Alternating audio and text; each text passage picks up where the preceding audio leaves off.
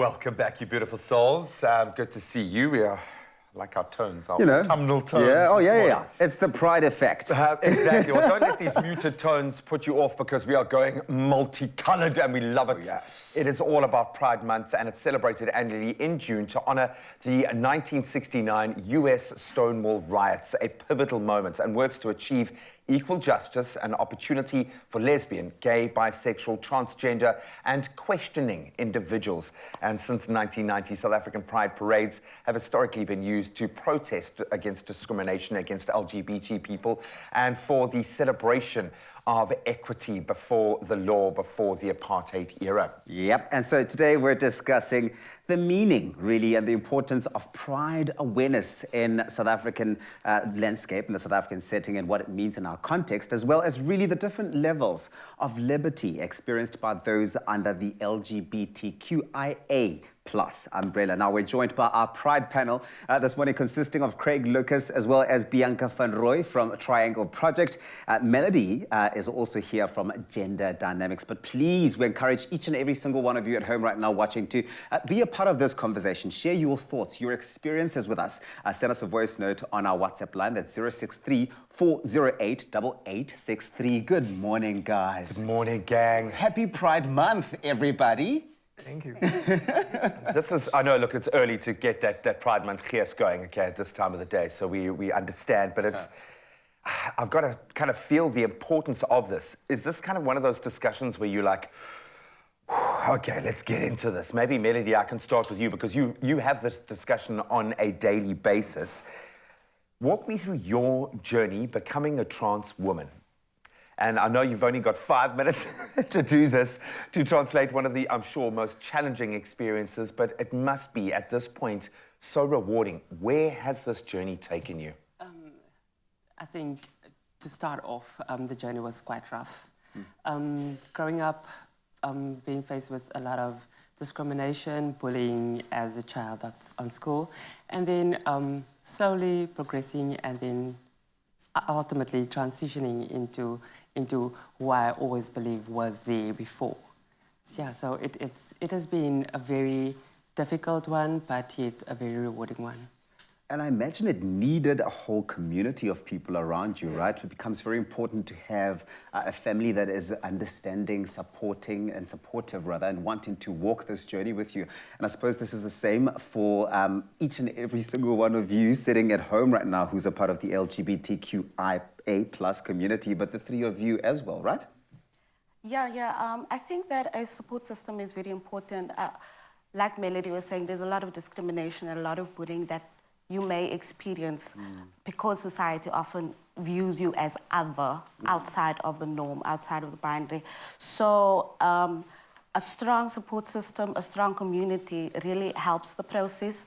And I don't know, I feel weird about the word coming out. Or stepping out of your, it's an affirming journey. And it's up to you as an individual who you decide to open yourself up to, or who you allow others to see or love parts of you. It's a matter of trust and opening and affirming. So I don't really see or understand why we always have to be subjected to this process of coming out, because I don't see that for, let's say, a heterosexual couple or someone that identifies as non-LGBTI or straight. Well, it creates this gateway that you've got to pass through, this massive, huge thing that you've got to step through and build up the courage. Where, we all on a spectrum, all of us are made up of billions of particles, all pulling us in different ways. Our sexuality is one tiny stream of all of these things. There's a whole emotional spectrum, the whole physical journey, our intellectual journey. It feels like it's the most deeply personal journey that you could go on. Sorry to break, but Sally Philander actually said to me that before you come out, you've got to come into yourself. And so I love that. Whether you choose to come out or not, you first got to come in. And that was very profound for me, is, whether you choose to come out or not, as long as you've come into yourself. And it doesn't even have to relate to just sexuality, like Yeah. any aspect of yourself that you've been hiding. Completely. Mental health. Yeah, all of it. Massive, massive So many component issues like that. But Craig, for you, I mean, you came out, right? Yeah. We remember when you scribbled a really heartwarming letter on social media, and you spoke to your family and walked this journey with them. As someone in the public eye, your coming out then becomes somewhat everybody else's business as well. Yeah. You're not just coming out Don't have a choice, to yeah. your family, you're coming out to everyone watching. How was that experience? It was good. Look, I did it publicly because that was my way of coming out to myself, I guess. You know, once I did it publicly, I wouldn't have to be scared anymore. So at that point was when I fully accepted who I was. Like nothing anyone could say at that point would make me feel like lesser than. So I also did come out more for myself than anybody else. It was a very strange day. I'll be honest. I was sitting on the couch. I was in my undies. I was on my laptop, and I was like, "Cool, I'm doing this today. I'm doing it right now." Yeah. And I did. And there was no Jamie Lee to watch you in your undies with a laptop on your lap. Jamie Lee Domberg. He didn't say he was alone in his lounge. Let's just be clear about that. Melody, I want you to just think about that support structure, because very often family can't be there to support. Family doesn't understand. Family can be one of the most kind of impactful, negatively impactful elements of that. So then your gender dynamics community steps in. So we're going to talk about what they do and that community does to support each other in just a moment. But it's Pride Month, baby, and we'd love to hear from you. 063-408-8863. How do you show love to this amazing community that keeps showing love to each other and to us? We'd love to hear from you this morning. It's my feel-good breakfast show. Welcome back. Thank you so much for keeping it locked in. We are celebrating Pride Month right now. We're continuing the conversation we started earlier with Bianca van Roy from Triangle Project, Melody Sahari from Gender Dynamics, as well as performer and good friend of ours on the show, Craig Lucas. And we're discussing the importance of celebrating Pride Month, yes, but also using this opportunity for visibility and representation in society. Yep, and so we're encouraging you at home to join in on the discussion. Share your thoughts, share your experiences, your support, maybe even on our WhatsApp line 063-408-8863. In fact, we've got a WhatsApp here. Our very first one for this morning. It's from Huitzi Mang. How's it, Huitzi Mang? Hi, Morning Expresso. To show love to the LGBTQI community, firstly, I like building friendship within them and then be aware of their struggles as individuals. I love that. Huitzi Mang, Thank you so much for that. Right. Melody, I'm going to go back to you because I understand the clear importance of having a community around you, but that comes with a lot of responsibility because you're helping people through quite a difficult emotional and intellectual process. How do you guys support each other? What does Gender Dynamics actually do? So Gender Dynamics is firstly not a direct service provider. So we assist communities in doing referrals to psychologists for psychosocial support. And we also try to, by all means, be there when our community is in need of food, vouchers, and support in general. So therefore, GDX always strives to ensure that the community members are well catered for. Especially in terms of transgender women, since we are have a strong focus on trans women, which is often victimized and segregated from their households because of their gender identity and their expression thereof. There is so much misinformation or even just a lack of understanding, even when we try and have months like this dedicated to the celebration of Pride, but also visibility, where you still got today families that are sitting there and going, oh no, they've got these gays on the TV. It's going to make our kids want to be part of the LGBTQI community. It's a problematic style of thinking. But what do you think is so problematic about it? And what can we do to sort of bridge that and find a better way to really just educate? Well, I think that, you know, it's really problematic to think that love could be, that love can be influenced, or different ways of love or expressions can influence your child's thinking or anyone's thinking, because it's something that you feel. Right. And I think that allowing or being true to what you feel should not allow for discrimination or should not be a gateway to discrimination. And so when we are watching these TV shows, often what we want to see is representation. Yeah. So when you are, I mean, we now in this space where we are able to recognize the beauty or the magic of blackness, which was not there before. So now we see cartoon characters where we can see ourselves with their natural hair and black superheroes. So that kind of representation makes us feel like, oh, we belong, we are also part of the society. Yeah. But now, and also when we see couples being love, it is not going to influence me. If I see two straight people, I'm not going to feel, oh, I want to be that. But rather, it's a feeling. And so, So this is what time Bianca normally wakes up. If you were wondering or wanting to date, I don't know if you're in a relationship right now, but this is the time. No, seriously, I'm not a before 8. I'm not a before 8 person, and I was telling my colleagues this. How can you do this? I can't do anything before 8. I ask myself that question every morning, girl. But so, where was I? Yes. Representation. Yeah, so I think that it's important for us to be represented in the media because it takes away that feeling of otherness. Yeah, and I don't think that kids being exposed to same-sex love would influence them to want to experience that because, like I said, it's a feeling, it's natural, it's who you are. Yep, and maybe if they did have I think this is the thing that I can't move past when getting into this debate. The fact that, how can it even be a debate when we're not talking about a choice, we're talking about a state of being or a feeling. Like, I can't wrap my head around it. If your child was that way inclined, surely then it's a good thing to have that sort of representation so that they're able to define themselves by a world that they are exposed to, that they see actually exists, right? A lot of It's a safety structure. want us to make a choice, though. They'd rather you choose to hide your identity than be yourself. And so that's the choice they expect you to make, is, okay, you're gay, you're queer, but we're not going to tell anybody. Let's not tell the family. And so that's the choice that they want you to make at the end of the day. So what are the words we use? How do you, as a gay person or a trans person entering into that space with your family, how did you frame it? What vocab did you use? How did you take that? Or you just like, I'm gay, yo. And how No, did listen, they react? I'll give you the PG-13 version. I'd just gone up, I went to lay next to my mom, and I said I dated a boy before. Lots of crying on both of our ends. And it took a couple of months for it to fully come around, you know, because immediately it was fear. What are people going to say? How are people going to treat you? It's not necessarily that she is discriminating. She is terrified for her son. Yes, yeah. And for herself as well. Yeah. You know, what people going to say about her? Was she a good mother? So it took her a while to come around, but I also gave her that space.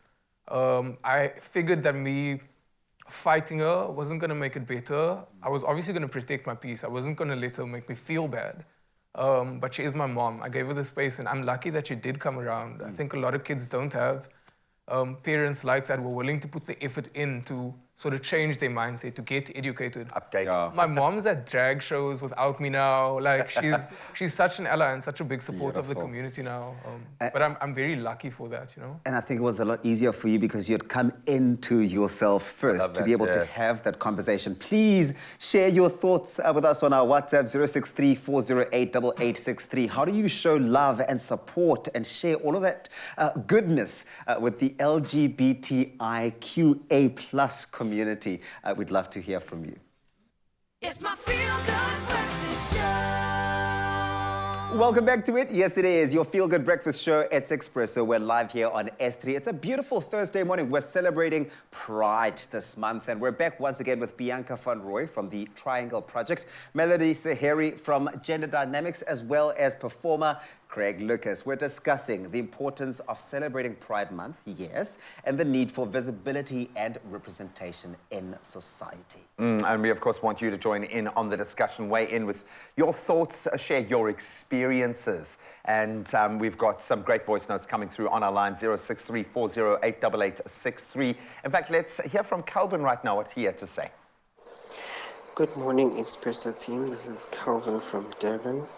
Well, to show love to the LGBTQIA plus community is to treat them the same as others, to not see them different, to treat them equally, and to show them basically love. Love it. None of us want to be treated differently, but we have an identity that we are trying to build within ourselves. Maybe, don't care about the rest of the world. Let's talk about how we represent ourselves. This is a difficult one, I think, in this binary society that we live in, as you highlighted, Bianca. Why are pronouns so important in this space? Or are they to you personally? And why should one respect those pronouns? This is a gray area that I think a lot of us falter within. Yeah. How do you feel? I think pronouns are important, and it's definitely a sign of respect. You can't always tell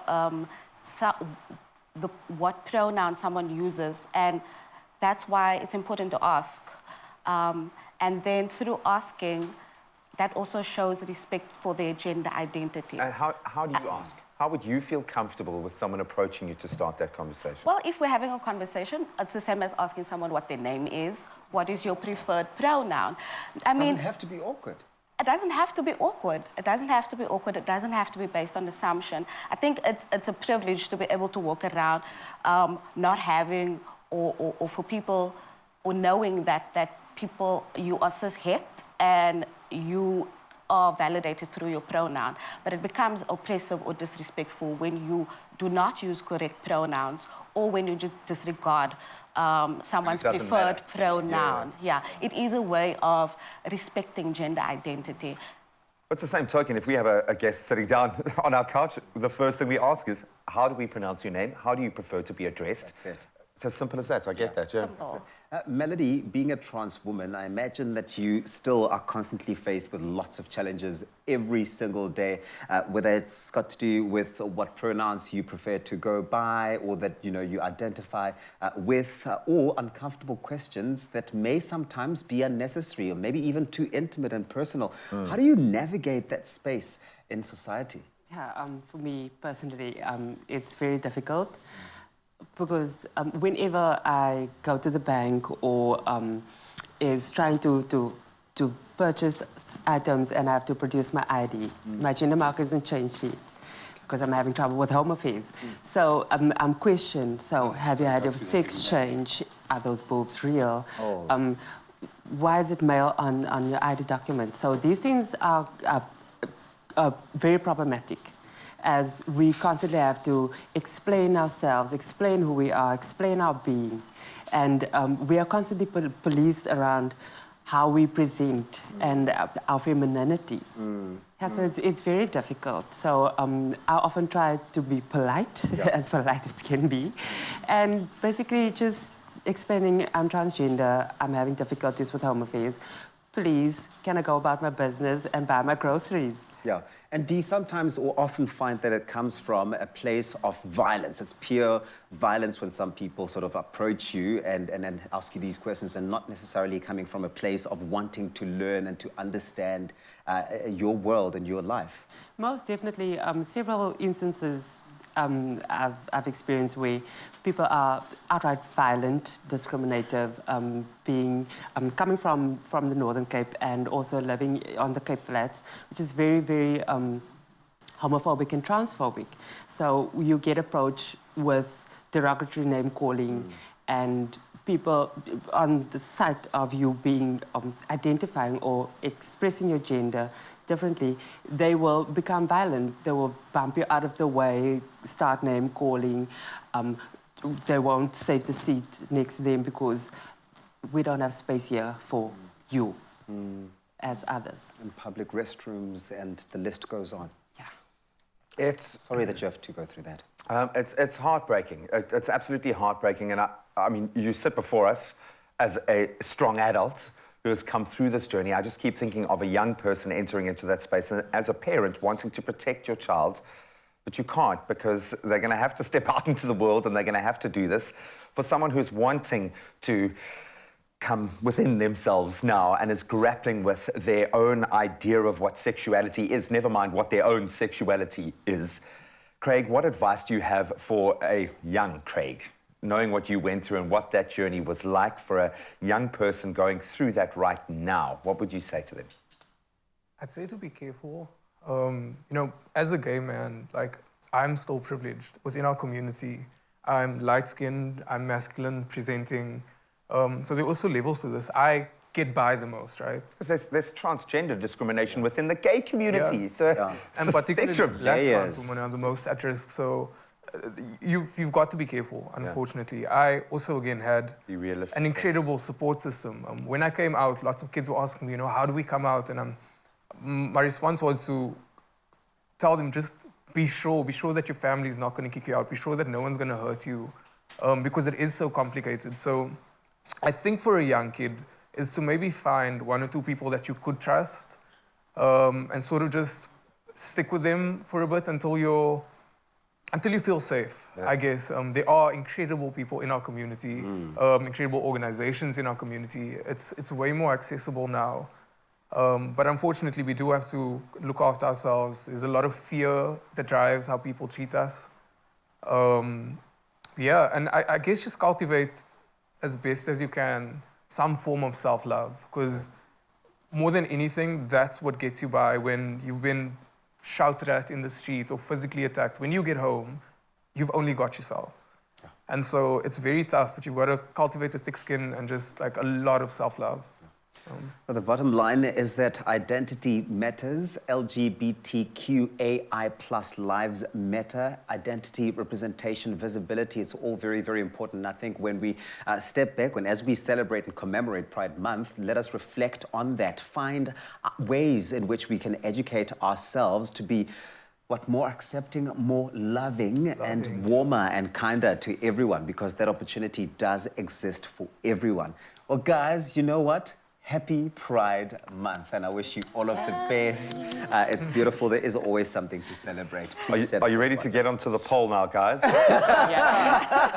Don't worry, we're not going to attempt that one again. We absolutely love you guys. Thank you so much for being here. Stick around because we are going to continue the celebration and the insights on a very important month, not just here in South Africa, where we have made some major ground, but globally right now. We need to send that message out as proudly as possible. Yeah.